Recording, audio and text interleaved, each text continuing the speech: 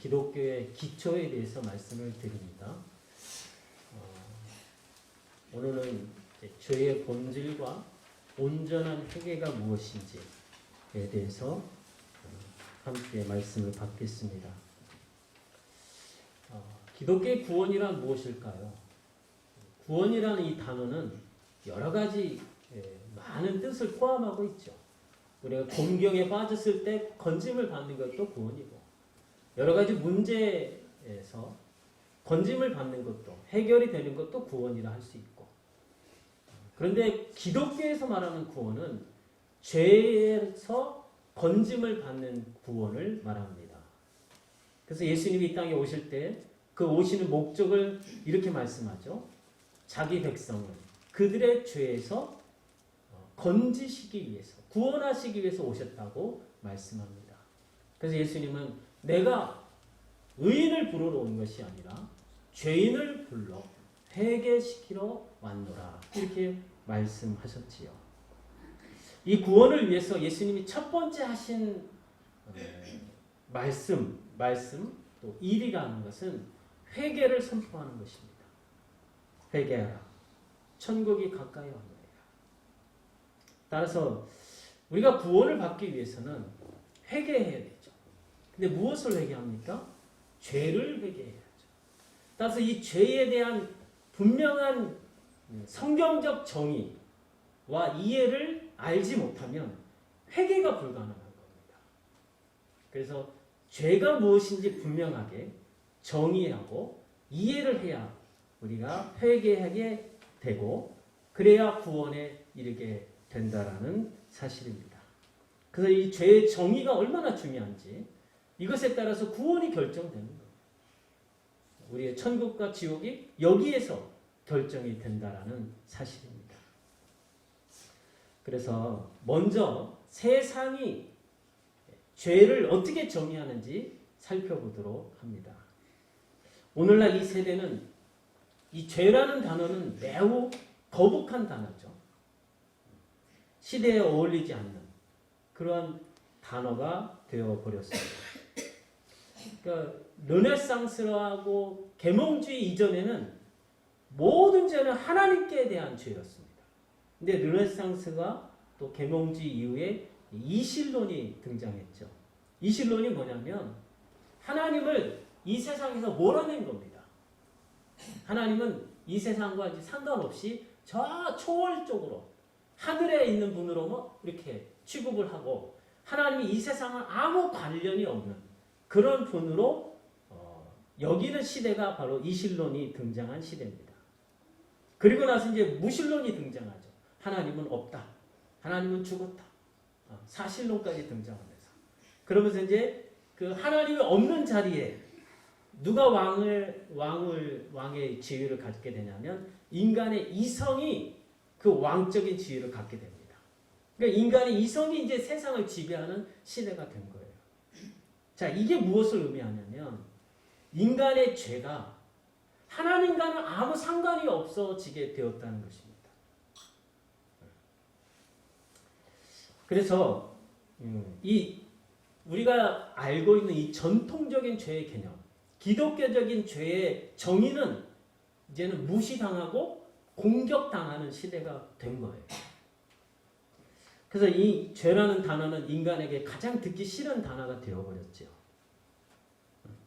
그래서 인간이 오늘 우리가 살아가는 이 시대에 이 죄에 대해서 가장 인기 있는 대응이 뭐냐면 바로 인본주의 심리학에서 말하는 그 죄의 개념입니다. 인본주의 심리학에서 말하는 죄가 무엇일까? 그것은 바로 인간은 본래 선하고 또 무한한 가능성이 있는 존재인데, 근데 나쁜 영향을 받아서 죄를 짓게 된다는 거예요. 그 나쁜 영향이 뭡니까? 학대를 받는다거나 정서적인 그런 폭력, 그리고 부당한 대접, 이런 걸 받으면 그래서 인간이 눌려서 그래서 죄를 짓게 된다라고 이렇게 심리학 심리학에서는 그렇게 이야기를 합니다. 근데 여기서 말하는 죄는, 심리학에서 말하는 죄는 우리가 말하는 죄하고 전혀 다른 거죠. 그래서 이 죄에 대해서 이제 두 가지로 분류가 됩니다. 하나가 뭐냐면 sin이라고 하는 죄가 있어요. 그리고 crime이라는 죄가 있습니다. 이게 뭐냐면 sin이라는 것은 이게 종교적인 죄입니다. 다시 말해서 하나님께 대한 죄를 sin이라고 합니다. 그리고 crime은 사회적인 죄를 말합니다. 사회적인 죄. 여기에는 뭐가 있을까요? 뭐 살인하고, 강도짓하고, 도둑질하고, 사기치고 이런 모든 것들이 이제 크라임이죠. 그러니까 심리학에서 말하는 죄는 sin을 말하는 게 아니에요. 바로 이 크라임을 말합니다. 부당한 대접을 받고 학대를 받아서 이렇게 거짓말하고 사기치고 도둑질하고 이렇게 죄를 짓게 된다는 거죠. 그래서 세상에 말하는 이 죄는 인간이 극복해야 할 장애물이고 연약한 것이다. 이렇게 이야기를 하는 거예요. 그래서 더 이상 죄는 하나님과 관련이 없는 거죠. 그렇다면 어떻게 해요? 회개할 이유도 없는 겁니다. 죄가 하나님과 무관하니까 회개할 필요가 없는 거예요. 그냥 교육해서 고치고 선도해서 고치면 되는 거예요. 근데 이제 이러한 세상적인 죄에 대한 정의가 교회로 들어온다는 게 문제죠. 지금은 이제 고인이 되었지만 미국에서 최초로 초대형 교회를 일군 목사가 있어요. 그 사람이 로버트 슐러입니다. 이 로버트 슐러가 죄를 어떻게 정의를 했냐면 인간으로부터 자기 존중을 빼앗아가는 것이라고 죄를 정의했습니다. 다시 말해서 자기 존중의 결핍을 가져오는 게 죄다. 이렇게 주장을 한 거예요. 목사가. 이런 죄의 정의에 따라서 그의 복음이 이제 왜곡이 되죠. 왜곡. 그래서 그가 말하는 예수님은 어떤 분이냐면 우리 인간에게 자기 존중을 제공해 주는 분이 되는 거죠. 그러니까 우리를 존중하도록 예수님이 오셨다는 거예요. 그게 예수님이 가져다 준 구원이라는 거예요. 그래서 그의 복음을 뭐라고 그러냐면 자기 존중의 복음이라고 말합니다. 그는 이것을 제2의 종교개혁이라고 스스로 주장했습니다. 그래서 그는 이 자아 존중의 복음을 실현하기 위해서 그 방법을 제시한 게 바로 적극적 사고입니다.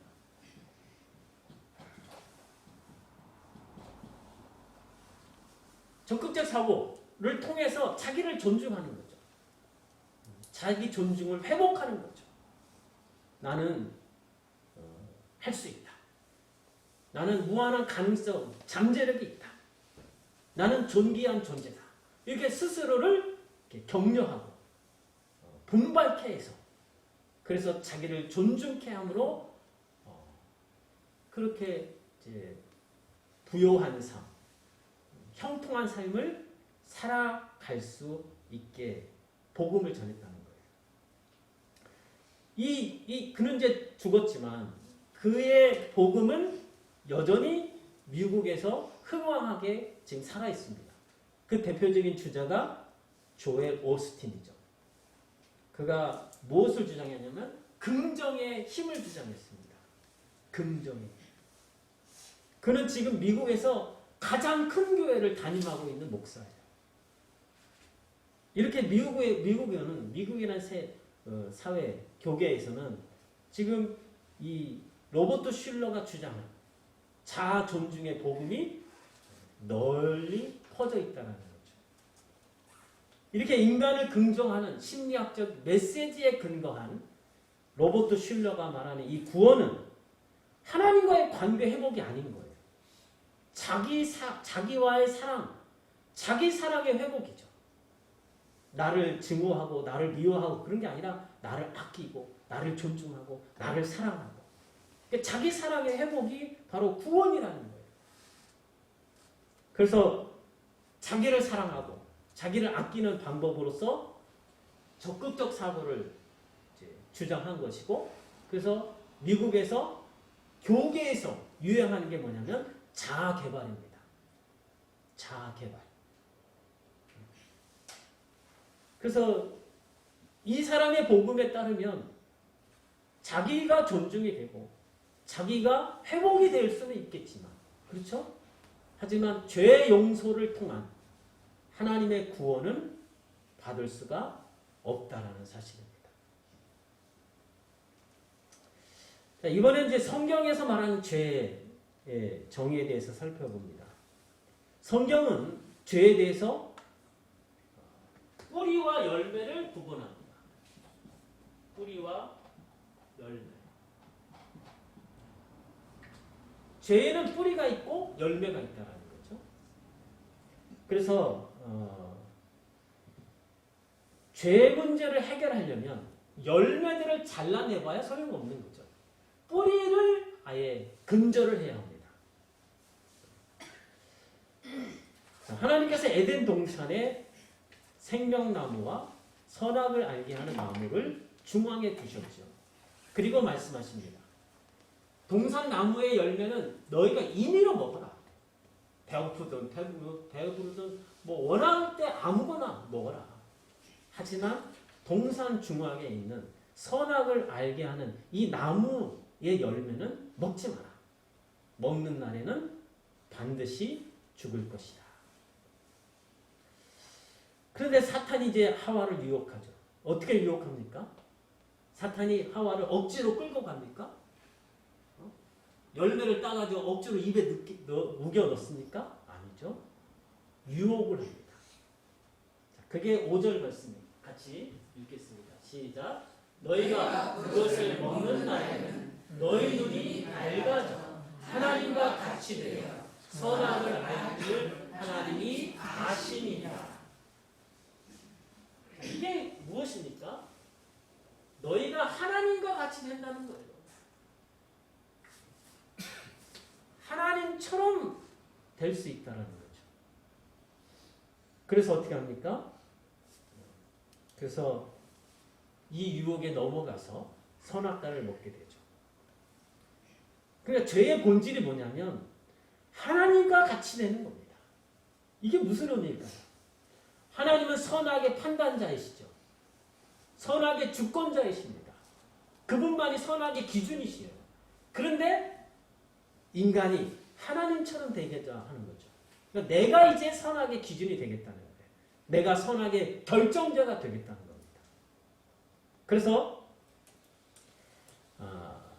하나님 말씀에 순종하여 하나님 나라를 건설하는 그런 인간의 삶을 부인하고 이제 내가 선악을 결정하고 내가 선악의 기준이 되고 내가 내 뜻이 이루어지는 내 나라를 이루겠다는 겁니다. 이것이 바로 죄의 본질입니다. 결국 이것은 무엇이냐면 내가 좋아하는 것이 선이고 내가 싫어하고 내가 미워하는 것이 악이다라는 이런 생각으로 자기 마음대로 살겠다는 거예요. 그래서 결국 하나님의 말씀을 버리고 내 욕망대로 살고자 하는 것. 이게 죄의 뿌리입니다. 그 죄가 뭐 살인해야만 죄고 도둑질하고 폭행을 해야만 죄가 아니라 그건 열매들이고 그건 죄의 발견이라고 합니다. 죄의 열매. 그것들을 잘라내봐야 소용없어요. 그 죄의 뿌리 바로 하나님 말씀을 거절하고 내 마음의 욕망대로 살고자 하는 것. 그것이 죄의 뿌리라는 것입니다. 죄를 이제 성경에서 말하는 이 죄라는 단어를 보면은 하마르티아라는 단어를 씁니다. 하마르티아. 이게 뭐냐면 관역에서 빗나가는 거예요. 근데 우리가 그 관역은 하나님의 말씀이겠죠. 그 말씀을 맞추려고 힘쓰는데 빗나간 것이 아니라 그것도 죄지만 하나님 관약과는 아예 정반대로 서서 자기 욕망을 향해서 자기 뜻대로 살고자 그렇게 살아가는 것이죠. 이것이 더 죄에 대한 분명한 정의라고 할 수 있겠습니다. 다시 말해서 하나님의 말씀을 고의적으로 거역하는 거죠. 왜 거역합니까? 내 욕망대로 살기 위해서. 이것이 바로 죄의 본질입니다. 근데 여러분 이제 죄가 나쁜 것인가 하는 걸 생각해 봅시다. 여러분 죄가 나쁩니까? 우리는 나쁘다고 생각하죠. 나쁜 것이 또 있으니까. 근데 사실은 죄는 이 나쁘고 좋다. 이 도덕성이잖아요. 이 도덕성 이전에 법의 문제입니다. 법을 준수했느냐, 어겼느냐. 이것에 따라서 범죄했느냐, 안 했느냐 판단하게 된다는 거죠. 그래서 예를 들어 드린 게 과외 아닙니까? 그리고 과외가 나쁩니까? 과외가 악한 거예요? 아니죠. 그런데 과외법이 있어요. 교육청에 신고하고 허가를 받아야만 합법적으로 과외를 할 수가 있는 거예요. 근데 대학생들이 그렇게 교육청에 신고하고 허가 받고 하나요? 그런 사람은 거의 없을 겁니다. 그런데 과외가 나쁘냐는 말이에요. 나쁜 게 아니죠. 그게 왜 나쁩니까? 자기가 부모님께 의지하지 않고 스스로 용돈도 벌고 학비도 벌고 그래서 그 자기도 좋고 또 학생을 도와서 성적도 올려주고 이게 서로 좋은 거 아닙니까? 그런데 이게 법을 따르지 않으면 불법이 되는 거죠. 그래서 범죄하는 겁니다. 여러분 제가 달나라에 가서 제가 쓰레기를 다 버리고 이렇게 달나라를 오염시켰어요. 그럼 저는 어떻게 해요? 처벌받을 수 있을까요? 처벌받을 수 있어요? 어떤 법으로? 법이 없어요. 나는 분명히 나쁜 일을 했잖아요. 그 아름다운 달나라를 오염시켰잖아요. 분명히 나쁜 일이거든요. 근데 나쁜 일을 했지만 저를 처벌할 법은 없다라는 거예요. 그러니까 이게 뭘 말하냐? 법은 도덕성 이전에 죄는 도덕성 이전에 법의 문제라는 거죠. 여러분 하나님께서 선악과를 만들지 않았으면 얼마나 좋았을까? 우리는 그렇게 생각하지만 그러나 만든 게 더 좋은 겁니다. 그렇죠? 그래서 하나님이 모든 걸 만드시고 나서 보시기에 좋았더라. 이렇게 말씀하실 수 있는 거예요. 그러니까 선악과의 존재도 우리가 깊은 것은 생각할 수 없다, 이해할 수 없다 할지라도 선악과의 존재 자체는 선한 겁니다. 그럼 선악과가 왜 존재할까요? 자, 선악과 존재는 하나님은 창조주시고 인간은 피조물이라는 이 상징을 가르치기 위해서 존재한다는 거예요. 다시 말해서 하나님은 창조주, 인간은 피조물이라는 이 질서를 가르치는 것이 선악과라는 겁니다. 따라서 선악과를 금지한 것은 일종의 통치법입니다. 하나님의 통치법. 그래서 이 선악과는 선한 거예요. 여러분 우리가 교통법규를 만든 이유가 뭘까요? 유익하기 위해서 만든 거죠. 우리를 그냥 압제하고 우리를 못 살게 하기 위해서 교통법을 만든 게 아니잖아요. 교통법을 만들므로써 우리가 질서 있는 삶, 또 사고가 났다 할지라도 합리적으로, 이성적으로 서로가 좋도록 해결하기 위해서 법을 만든 거거든요. 그래서 이 법이라는 것은 선한 거죠. 근데 이제 문제는 우리가 그거를 어긴다는 거죠. 근데 이것을 어겼을 때, 법을 어겼을 때 그것이 과연 나쁜 일이냐? 그걸 한번 생각해 보자는 거죠. 여러분 제가 예전에 이런 말씀 드렸죠. 제가 부목사 때인데 제가 실제로 경험한 겁니다. 신방을 마치고 돌아와요. 그래서 신방을 이제 마치고 돌아올 때 차에 이제 6-7명이 타고 있는 거죠. 교회 큰 차를 몰고 갔으니까. 근데 내리막길에 가는데 마침 건널목에 신호등이 바뀌어버렸습니다. 근데 이게 내리막길이라 이 서기가 좀 그렇더라고요. 급하게 있으면 쓸 수 있었지만 뒤에 있는 분들이 다 놀랄 거 아니에요. 그래서 천천히 브레이크를 밟으면서 내려가는데 저기 100m 앞에 교통순경이 잡는 거예요. 그래서 저보고 이제 면허증 좀 달라고. 여기서부터는 이제 제가 만든 소설입니다. 제가 뭐라 그럴까요? 제가 웃으면서 아유, 수고하십니다. 제가 교회 목사인데요. 제가 이러이러해서 이렇게 됐습니다. 그러면 제가 교회 목사라고 밝혀도 이 사람이 딱지를 끊을까요? 안 끊을까요? 끊었죠. 아, 또 너무 심하네. 법인이가. 왜 목사라고 해도 끊죠. 왜? 법을 어겼으니까. 근데 또 제가 법 없이도 살 사람입니다. 제가 누구를 뭐 때린 적도 없고 도둑질한 적도 없는데 제가 이렇게 착한 사람인데 이렇게 주장해도 끊을까요? 안 끊을까요? 끊었죠. 끊죠. 왜? 법을 어겼으니까. 여러분, 제가 그걸 교통법을 어겼죠. 분명히. 그건 제가 나쁜 놈인가요? 나쁜 놈은 아니잖아요. 법을 어긴 거예요.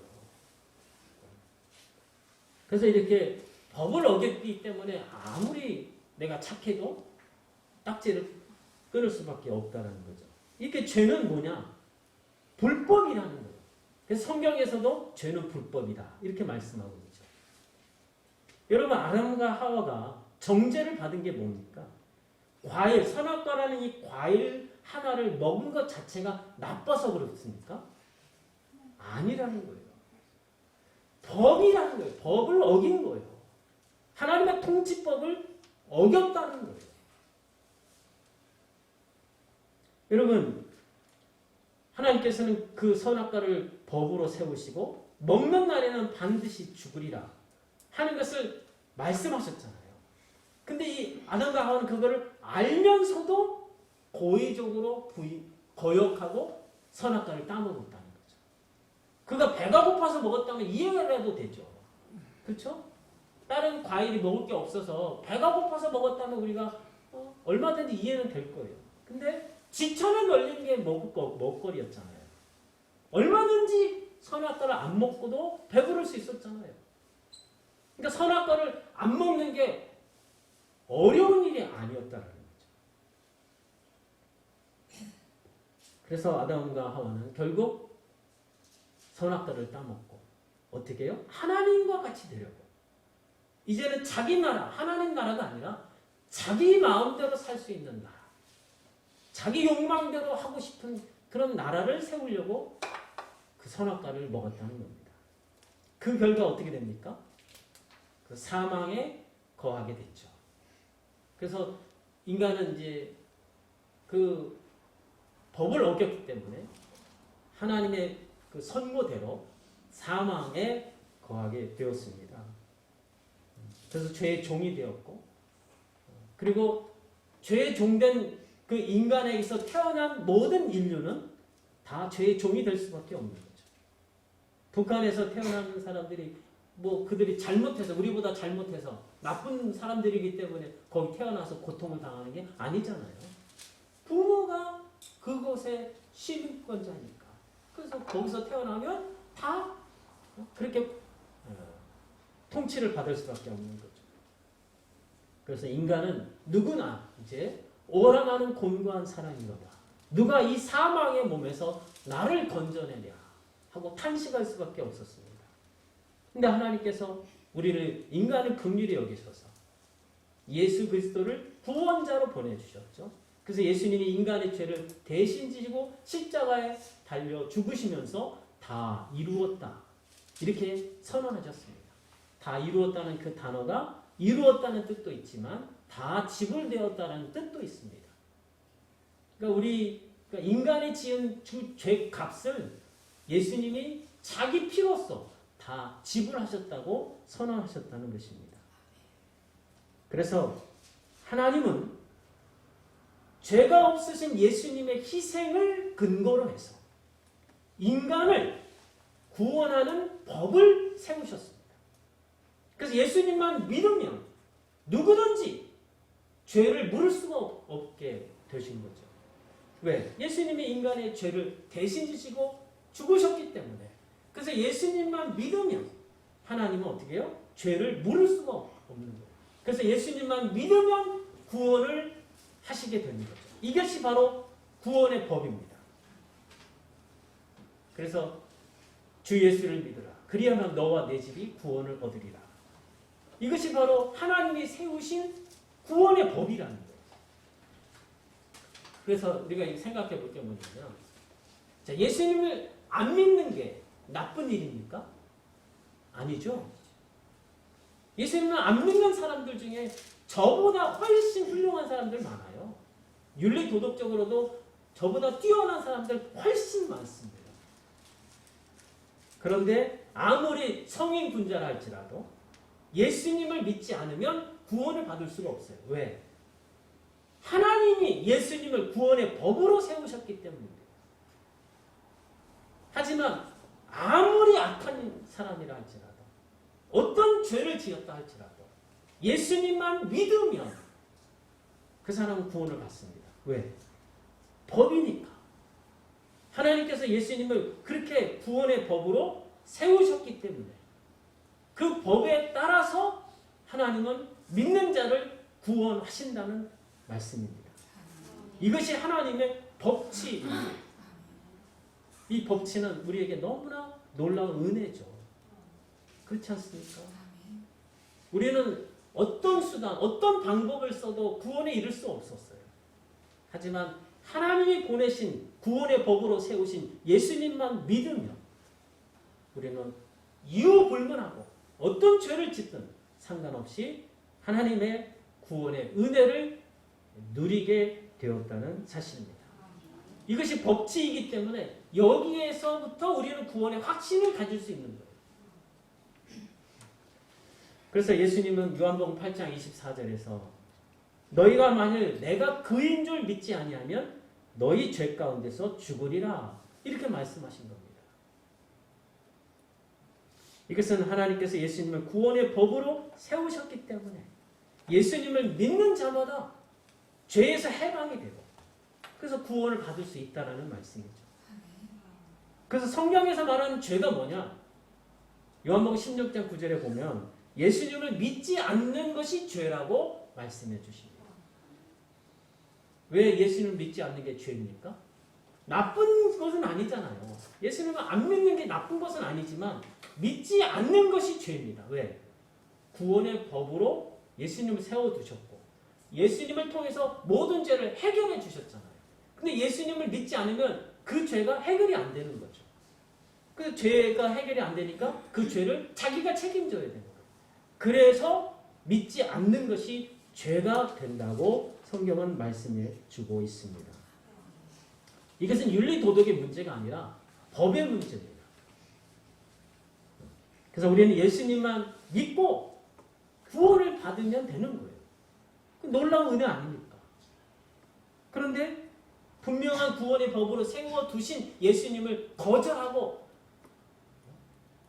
원망하고 불평하는 것은 이것은 마치 교통법규를 왜 만들어 놨느냐 이렇게 한탄하는 것과 다를 바가 없다는 것입니다. 여러분 예수님을 믿기 어려운 게 어려울까요?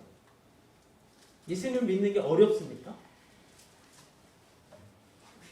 여러분 선악과를 안 먹는 게 힘든 일이 아니잖아요. 지천에 깔려있는 게 먹거리인데 예수님을 믿는 것이 어려운 게 아니죠.